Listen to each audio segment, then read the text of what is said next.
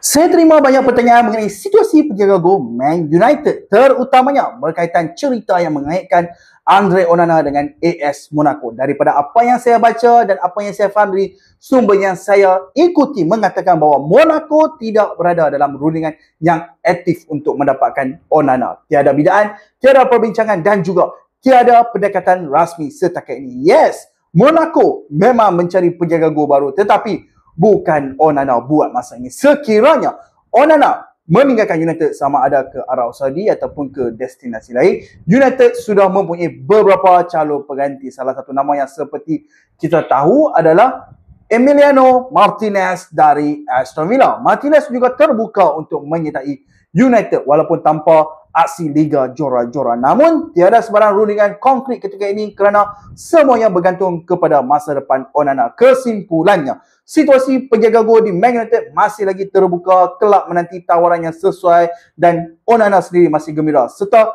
bersedia untuk kekal di kelab. Setakat ini, tiada rundingan Onana, Monaco dan Martinez berminat. Tapi belum ada sebarang langkah rasmi lagi.